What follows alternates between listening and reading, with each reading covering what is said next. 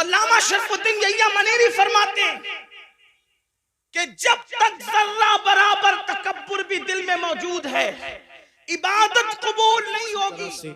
हम सबको मालूम होना चाहिए कि हमारा बुनियादी अकीदा ये है कि मरने के बाद हमें उठाया जाएगा और जो हमारी रूह है इस वक्त हमारे जिस्म में,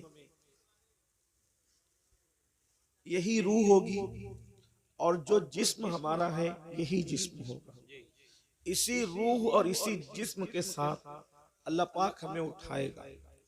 और ये सबक इतना बार बार रिपीट करवाया गया, इतना बार बार दोहराया गया, पूरे कुरान में इतनी बात किसी मसले के मुतालिक नहीं दोहराई गई जितना बासे बादल मौत, मरने के बाद उठने का और आखिरत का तस्करा किया गया।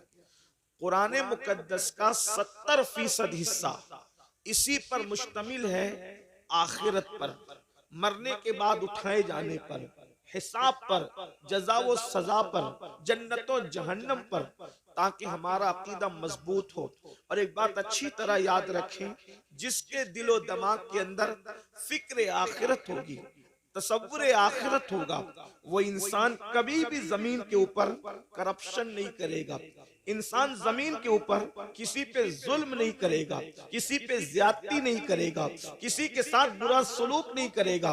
मेरे आका सल्लल्लाहु अलैहि वसल्लम के प्यारे दीवानों, दरअसल बात यह है, जमीन के ऊपर जितने जराइम है उसकी सबसे बड़ी वजह यह है कि जमीन के अंदर जाने को लोगों ने फरामोश कर दिया, तसव्वुर आखिरत को लोगों ने फरामोश कर दिया। इसीलिए आज अल्लाह अकबर, कत्ल भी पूरे शबाब पर है, कत्ल हो रहे हैं, ज्यादती हो रही है, सूद के धंधे हो रहे हैं, हराम कारोबार हो रहा है, हत्ता के जिना जैसा बदतरीन फेल हमारे माशरे के अंदर बढ़ता जा रहा है, नशे जैसी बदतरीन बीमारी हमारे समाज के अंदर जड़ पकड़ती जा रही है।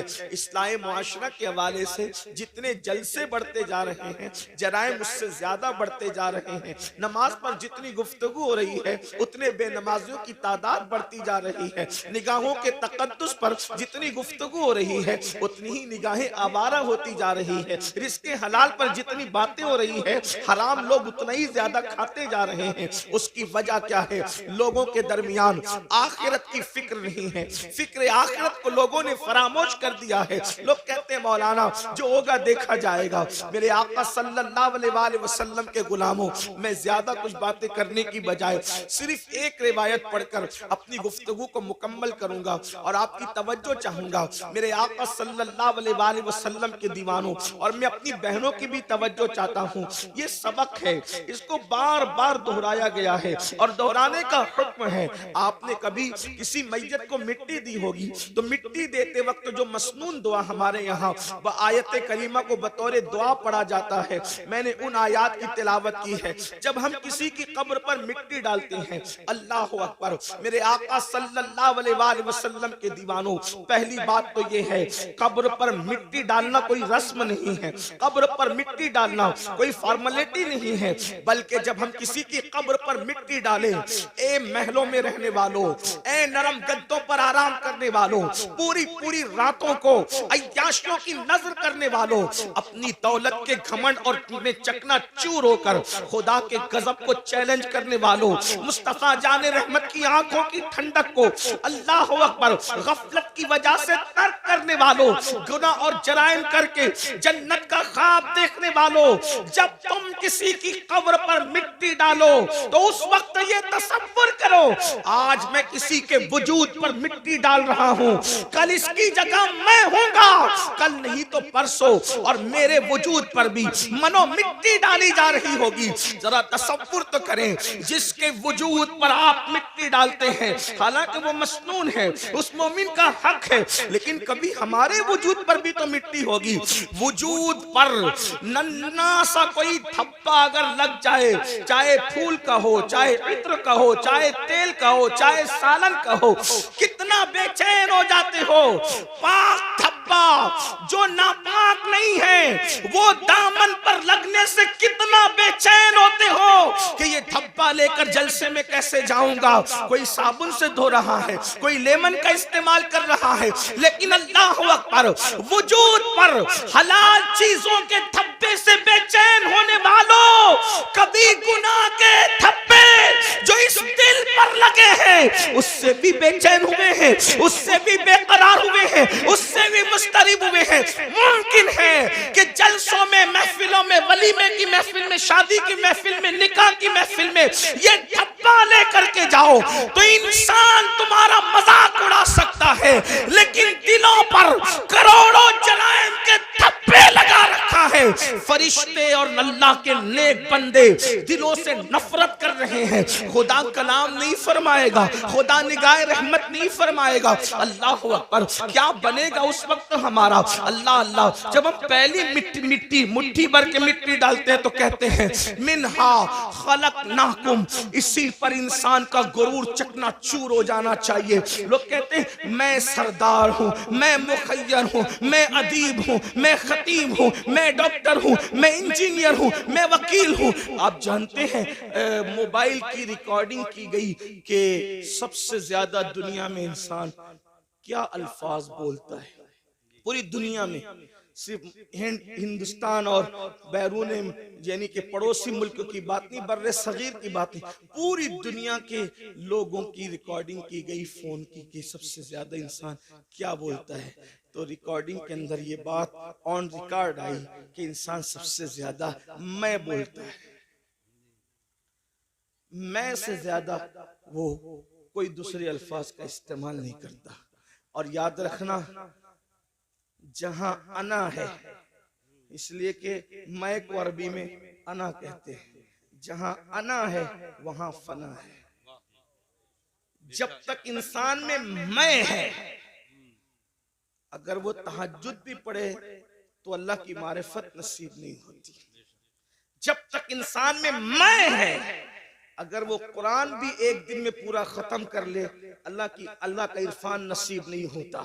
इसीलिए सूफिया पहले मैं निकालते हैं, जहां मैं है वहां कुछ नहीं। हजरत अल्लामा शरफुद्दीन यहिया मनीरी रहमतुल्लाहि ताला अलैह अपनी किताब मकतूबात सदी दो सदी के एक मकतूब में लिखते हैं, अगर इंसान तेरे दिल में जर्रा बराबर भी मैं अना तकब्बुर है, जर्रा बराबर, तो अल्लाह तेरी इबादत कबूल नहीं करेगा। इबादत की कबूलियत के लिए मैं का खत्म होना जरूरी है। इसलिए कि सबको शैतान ने तबाह किया, और शैतान को जिसने तबाह किया ये उसकी मैं है। इससे पता चला कि शैतान से बढ़कर भी कोई अगर नुकसानदेह चीज है तो उसको मैं कहते हैं, उसको अना कहते हैं, उसको घमंड और तकब्बुर कहते हैं। कुरान कहता है वस्तकबरा वकाना मिनल काफिरीन, तकब्बुर किया और काफिरों में से हो गया।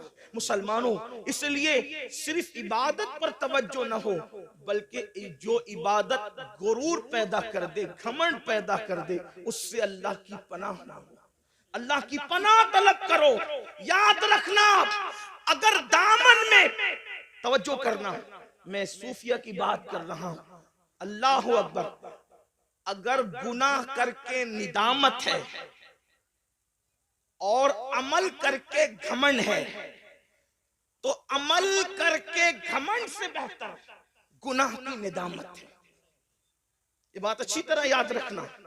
आज बहुत सारे लोग, शायद वो अहले सुन्नत में नहीं है, अपने अमल पर नाज़ा है, दूसरों में और हम में फर्क यही है कि वो सिर्फ अमल पर नाज करते हैं और हम अमल करके अमल पर नहीं, जाने अमल मुहम्मदुर रसूलुल्लाह की निस्बत पे नाज करते हैं। नारे तकबीर, नारे रिसालत, औलादे औसे आदम।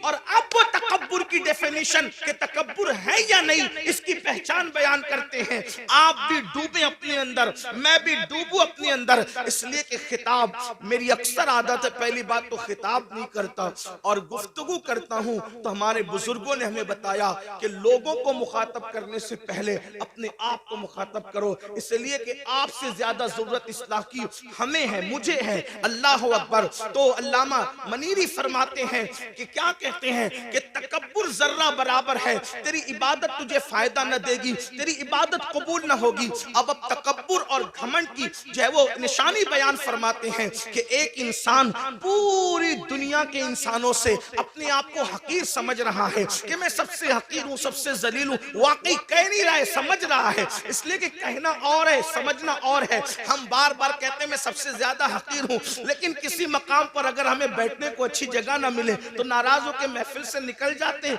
क्या हमारे लिए जगह भी ना थी। अल्लाह अकबर। तो इंसान कहता बहुत कुछ है लेकिन समझता कम है। अल्लाह अकबर। तो अल्लामा मनीरी रहमतुल्लाहि ताला अलैह फरमाते हैं सारे इंसानों से इंसान अपने आप को हकीर समझता है, लेकिन सिर्फ एक इंसान से अपने आप को बेहतर समझता है। सबसे हकीर समझकर एक से अपने आप को बेहतर समझा, मतलब अभी भी उसके अंदर घमंड और तकब्बुर बाकी है, और जिसमें तकब्बुर बाकी है अल्लाह उसके अमल को उसके मुंह पे मारेगा, अल्लाह उसके अमल को कबूल नहीं फरमाएगा। अपने मन में डूब कर बाजा सुरागे जिंदगी, तू अगर मेरा नहीं बनता न बन, अपना तो बन। तो पहली मुट्ठी भरकर जब हम किसी कब्र पर मिट्टी डालते हैं तो कहते हैं मिन्हा खलकनाकुम, उसका मतलब क्या है? घमंड वालों, तकब्बुर वालों, चाहे हुस्न का हो, चाहे इल्म का हो, चाहे दौलत का हो, चाहे नसब का हो, चाहे तकवा परहेजगारी का हो, कुरान कह रहा है इसी मिट्टी से तुम्हें पैदा किया गया है। मिन्हा खलकनाकुम, इसी मिट्टी से पैदा किया गया, तुम्हें तख्लीक किया गया मिट्टी से। जिस इंसान को मिट्टी से बनाया गया हो उस इंसान को घमंड कैसे सेब देता है, उस इंसान को तकब्बुर कैसे सेब देता है? फिर उसके बाद हम दूसरी मिट्टी भर करके डालते, कहते हैं वफीहा नुईदुकुम, इसी में मिला दिए जाओ। उठाया मिट्टी से मिलाएंगे मिट्टी, और फिर वमिन्हा नुखरिजुकुम तारतन उखरा, तीसरी मुट्ठी भरकर जब हम मिट्टी डालते हैं तो कहते हैं आयत करीमा को बतौर दुआ पढ़ते हैं और फिर इसी मिट्टी से तुम्हें उठाया जाएगा।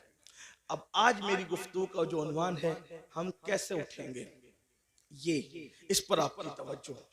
जाना तो सबने कब्र में, हर आदमी अपनी अपनी अमल के मुताबिक जाएगा, जो जैसे जाएगा तैसे जाएगा।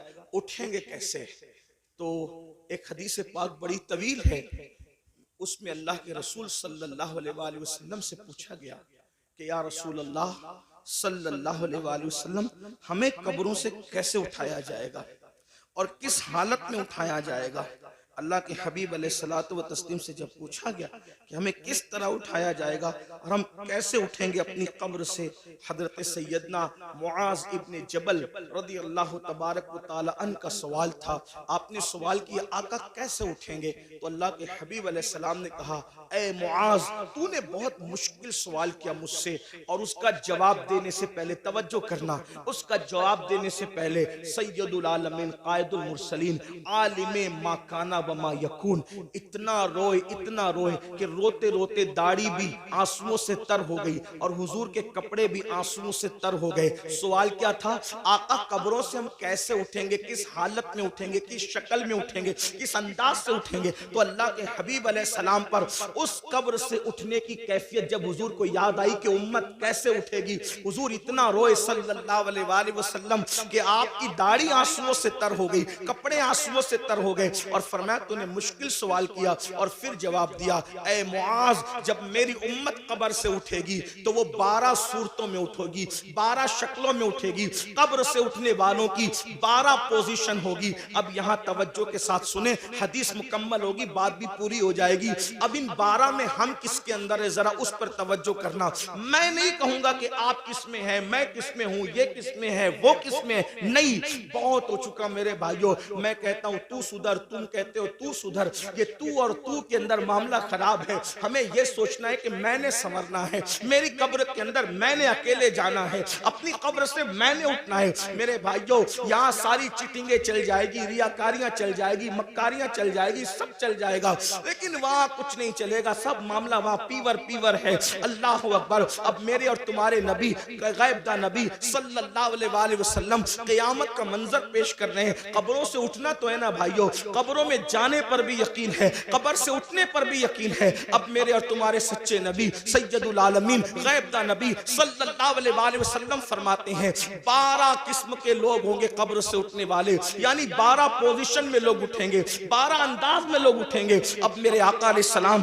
पहले शख्स के बारे में फरमाते हैं, अल्लाह अल्लाह, हजरत सैयदना मुआज बिन जबल रदी अल्लाह तआला ने अर्ज किया, हुजूर बताए ना कि कैसे कैसे लोग उठेंगे। तो अल्लाह के हबीब सल्लल्लाहु अलैहि वसल्लम इरशाद फरमाते हैं, एक टोला कब्र से उठेगा, यानी पहला ग्रुप कब्र से निकलेगा। कब्रों से जो पहला टोला ग्रुप निकलेगा, आका इरशाद फरमाते हैं ना उनके हाथ होंगे ना उनके पैर होंगे, यानी कब्र से निकलते वक्त, यानी कब्र में जब दफन होंगे तो उनका पूरा वजूद सही सलामत होगा, लेकिन जब वो अपनी कब्रों से उठेंगे तो उनके हाथ भी कटे हुए होंगे, उनके पैर भी कटे हुए होंगे। अल्लाह अकबर।